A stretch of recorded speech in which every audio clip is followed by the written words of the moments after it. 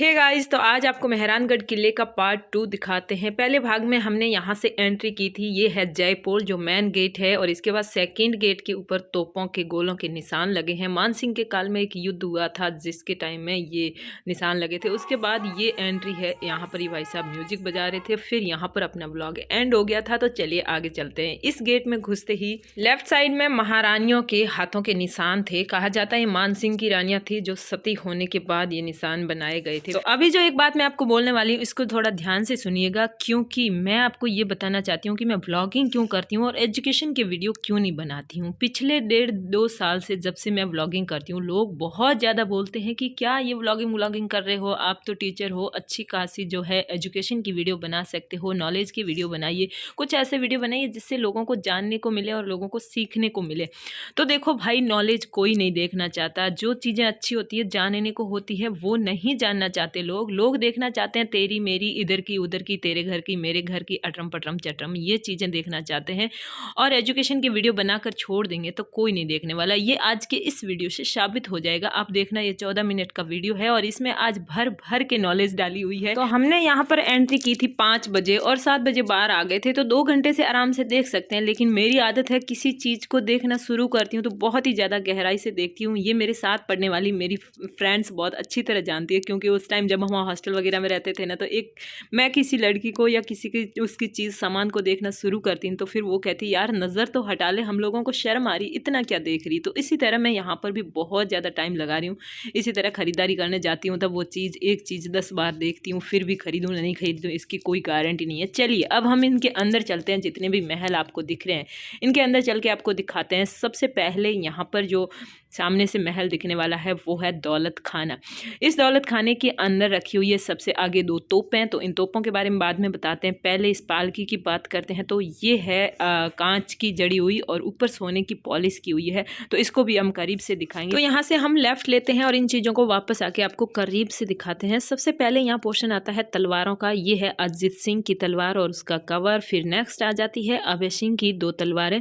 तो यहाँ पर इन तलवारों के ऊपर लेख भी उत्कीर्ण किया गया है और ऊपर क्या लिखा हुआ है वो सब लिखा है, जैसे कि अभय सिंह ने कौन कौन सी उपाधियां धारण की थी।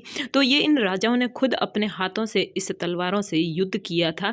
फिर ये तलवारें आ जाती है सारी तलवारों के नीचे, और जो भी सामान यहाँ रखा हुआ है पूरी जो है हिंदी अंग्रेजी में नॉलेज लिखी हुई है। एक आपको बहुत ही काम की बात बताती हूँ कि अगर आप कॉम्पिटेटिव एग्जाम्स की तैयारी करते हैं और राजस्थान इतिहास कला और संस्कृति आपके कोर्स में है ना, तो आपको इन किलों की शेयर जरूर करनी चाहिए, क्योंकि एक बार आप यहाँ घूम के चले गए ना तो उसके बाद आप जो भी पढ़ोगे ना वो आपके दिमाग के अंदर छप जाएगा।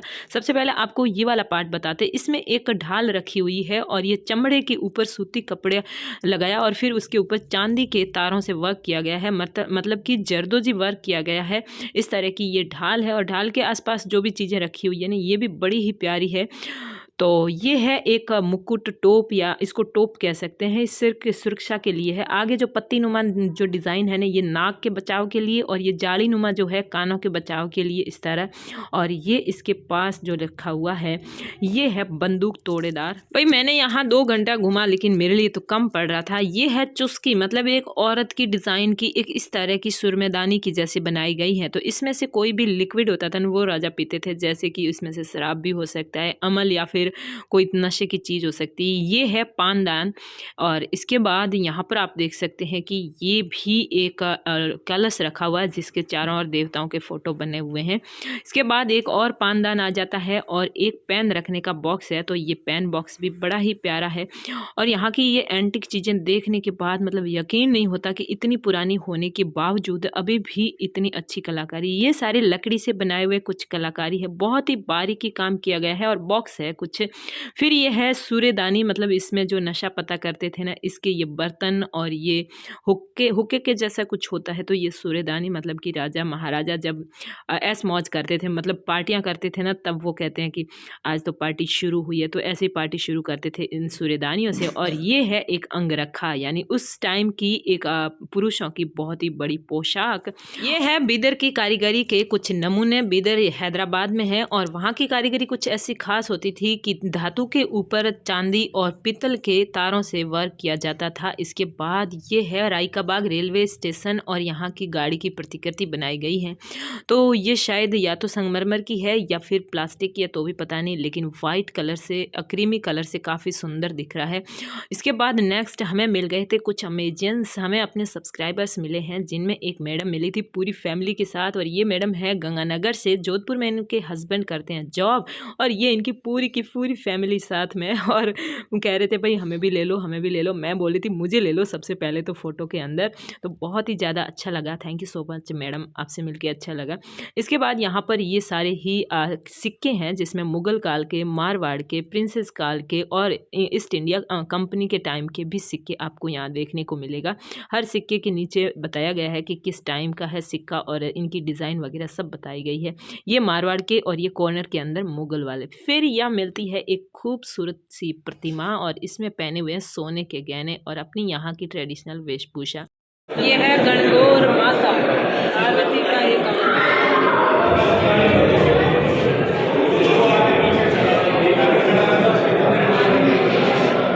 ये गणगौर माता है और सोने के गहने पहने हुए, आड़ भी पहनी हुई है और कहा जाता है पार्वती का रूप या अवतार माना जाता था। और यहाँ पर इतिहास की जानकारी मुझे लगता है मुझसे ज़्यादा मम्मी को है। मम्मी बता रही थी इन मतलब तलवारों से ये होता था, इन बंदूकों से ये होता था, इस तरह राजा लड़ते थे, ऐसे मतलब मर जाते थे, पड़ जाते थे, गिर जाते थे और ऐसे बसीड़ बजते थे, ऐसे आवाज़ें आती थी।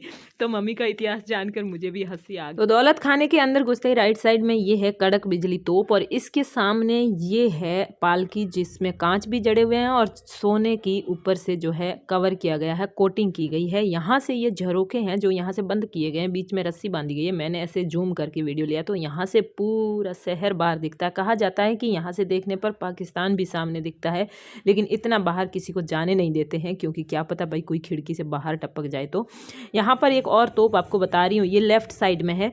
इस तोप के ऊपर लेख भी उत्कीर्ण किए गए हैं और आप इसको पॉज करके पूरा पढ़ सकते हैं कि किसके टाइम की थी और क्या लिखा हुआ है। ये लेख देवनागरी और फारसी में लिखे हुए थे, इसके अलावा संस्कृत में भी कुछ लेख हैं। तो दौलत खाना से बाहर निकलने से पहले ये आपको यहाँ के राजा महाराजाओं की फ़ोटो दिखेगी। ये मेहरानगढ़ पर राज करने वाले सारे महाराजा हैं, इनकी टाइम वाइज और इनके पूरे इतिहास के साथ यहाँ पर फ़ोटो लगाई गई है। मतलब काफ़ी मुख्य मुख्य चीज़ें लिखी गई है। फिर हम आ गए इस दूसरे महल में जहाँ पर सारी चित्रकारी के नमूने हैं, मतलब जोधपुर की जितनी भी चित्रकारी है, मारवाड़ चित्रकारी के नमूने हैं। ये एक दरबार लगा हुआ है, यहाँ पर राजा न्याय का काम करते थे, मतलब पीछे रानियाँ खड़ी रहती थी, आगे जनता बैठती थी और यहाँ कोर्ट कचहरी का काम इस तरह होता था। उसका एक दृश्य मारवाड़ी चित्रशैली में दर्शाया गया। तो इस रूम में पूरी की पूरी मारवाड़ी चित्रशैली के नमूने आपको देखने को मिल जाएंगे।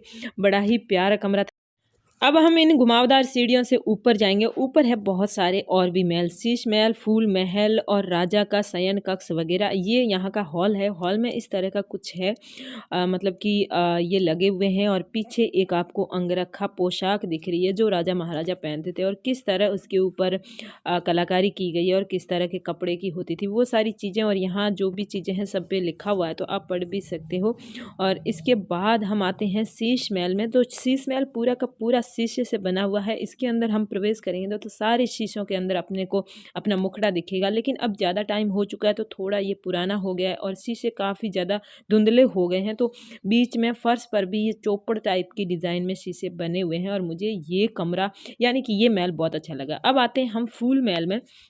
तो इसमें ज़्यादातर डिज़ाइन है फूल की डिज़ाइन की बनी हुई, इसलिए फूल महल कहते हैं, लेकिन इसके ऊपर सोने की जड़ाई की गई है। ये पूरा जो इसका कवर किया गया है, कोटिंग की गई है, वो सोने की गई है। और यहाँ राजा खुद बैठता था दरबार में और साइड में इनके मंत्री छंत्री बैठ के मंत्रणा करते थे, जो भी बड़े मामले थे, जो मसले थे उन पर बातचीत करते थे। और ये आप देख सकते हैं इसकी छत और जितने भी खंभे हैं इन पर सोने का कोट लगाया गया है।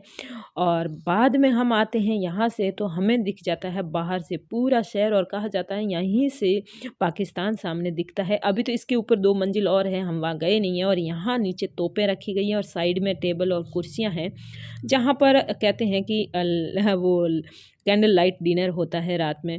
अगर कोई अपने लिए यहाँ पर अगर करवा देता है एंट्री तो मतलब कि फ़ीस देकर हो सकता है। इसके बाद ये महल आता है जो कि है बहुत ही प्यारा, राजा का ये शयन कक्ष है और हमने बाहर से शीशे के अंदर से फ़ोटो ले ली है। इसके अंदर राजा सोया करता था, आसपास बैठने की भी व्यवस्था है। मतलब कि ये है इनका राजा साहब का बेडरूम और बेडरूम की व्यवस्था कुछ ऐसी है। हमने तो कांच के अंदर से ये वीडियो लिया था क्योंकि दरवाज़ा हमारे तब तक बंद हो चुका था और फिर यहाँ से झरोखों में से रानियाँ बाहर देख सकती थी उस टाइम और अब हम देख सकते हैं बाहर। यहाँ पर सारे बच्चे काफ़ी उत्साही हैं, मम्मी भी उत्साहित है और बाहर से सब कुछ दिख रहा है। ज़्यादातर जो शहर की बिल्डिंगें हैं ना नीले रंग में रंगी हुई दिख रही है क्योंकि उस टाइम में जो ब्राह्मण वगैरह होते थे ना वो खुद को अलग से प्रस्तुत करने के लिए उस कलर की थोड़ी वो ट्रेंड चला था। तो अभी भी लोग हैं ना नीले कलर से कलर करते हैं। अब यहाँ पर एक और आ जाता है, इसको भी हमने कांच में से फ़ोटो ली है और ये दरवाजे और खिड़कियाँ हैं जो बड़े ही अच्छी जड़ाई के साथ है और ये फिर है इनका लिखाई पढ़ाई का जो भी हिसाब किताब का रूम वहाँ पर था। इसके बाद हम आगे एक बहुत ही खास कक्ष में जाने से पहले आपको यहाँ पर 2 तलवारें दिखाते हैं, जो एक अजीत सिंह की है और दूसरी वीर दुर्गादास की है। अजीत सिंह की तलवार के ऊपर कुछ लेख उत्कीर्ण किए गए हैं, कुछ लिखा हुआ है और ये सिरोही में बनाई गई तलवार है। सिरोही की तलवारें आज भी बहुत ज़्यादा फेमस है और ये जनरल नॉलेज के सवाल भी पूछे जाते हैं। तो ये जो सिरोही वाली तलवार अजीत सिंह को दी गई थी ये तेग सिंह ने दी थी और इसके ऊपर ये जो भी लिखा हुआ है देवनागरी में ही लिखा हुआ। चलिए एक खास कक्ष दिखाते हैं, ये है रानियों का वो कक्ष जहाँ से खड़ी रह के रानियाँ इनके इस कक्ष के झरोखों से नीचे से झांकियाँ देखती थी तो थी क्योंकि भाई इसमें झरोखे बहुत सारे हैं और ये पतली पतली सी गैलरी टाइप है। इसमें जो भी ये है ना पालकी टाइप्स जो कुछ रखे गए हैं ना ये तो बाद में लाकर यहाँ रखे गए हैं। बाकी इसके अंदर पूरा खुला और बैठने की व्यवस्था के साथ ये कक्ष हुआ करता था। तो इसके जस्ट अब मैं खड़ी हूँ, इसके पीछे से वो बड़ा रास्ता निकलता है नीचे से, जो कि हम जिस रास्ते आए थे जिस रास्ते वापस जाएंगे तो उसी रास्ते से झांकियाँ निकलती थी और फिर रानियाँ ऊपर से देख पाती थी ताकि रानियों को कोई नहीं देख पाए और रानियाँ बाहर के सारे नज़ारे देख पाए। अब हम आ गए हैं थोड़ा सा आगे, यहाँ पर हम थोड़ा ऊपर गए हैं, ऊपर नहीं है बराबर ही आए हैं। तो यहाँ चारों ओर इस तरह का है, जो एक साइड में आपने अभी जो कक्ष देखा था वही था और फिर यहाँ से हम तो पूरा नहीं घूम पाए, कुछ न कुछ रह गया क्योंकि टाइम हो गया था 7 साढ़े 7 के बाद यहाँ पर सारे कक्ष बंद होना शुरू हो जाते हैं। और ये है जहाँ पर इनके ऑफिस के लिए ये कमरा यूज़ होता था उस टाइम, मतलब ऑफिस कागज़ों के काम के लिए। तो यहाँ पर जाकर भी मैंने ऊपर से एक फ़ोटो खिंचवा ली। यहाँ के झरोखे काफ़ी मतलब सजे धजे से और कारीगराई की हुई है। इधर जो है प्रवेश मना है, सामने से एक छत है सबसे ऊपर वाली और उधर से शहर पूरा दिखता है। और यहाँ पर इस हॉल में घूमने के बाद हम अब जाएंगे नीचे की साइड, जहाँ पर आपको नीचे उतरते टाइम मार्केट मिलेगा जिसमें सारी एंटिक चीज़ें और जोधपुर की चूड़ियाँ, जोधपुर के जितने भी टेराकोटा के आइटम्स बनाए जाते हैं। इसके अलावा यहाँ की जोधपुर की प्रसिद्ध मोजड़ियाँ भी आपको वहाँ मिलेगी। लेकिन इस किले के अंदर अगर आप मोजड़ियाँ खरीदेंगे तो 800, 1000, 1500, 1600, 2000 तक आएगी। लेकिन मार्केट में और खास करके लोकल मार्केट से लेंगे तो काफ़ी अच्छी और सस्ती आपको मिल जाएगी।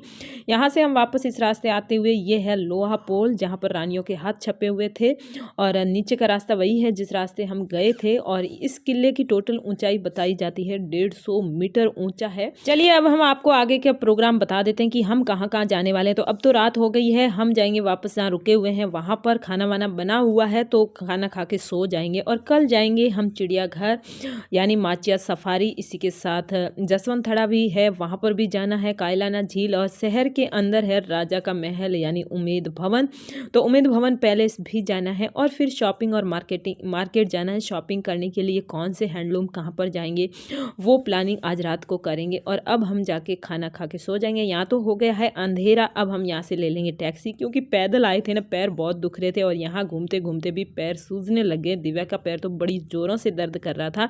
तो दोस्तों इस वीडियो को लाइक, शेयर और सब्सक्राइब कर दीजिए चैनल को और अब करते हैं बाय।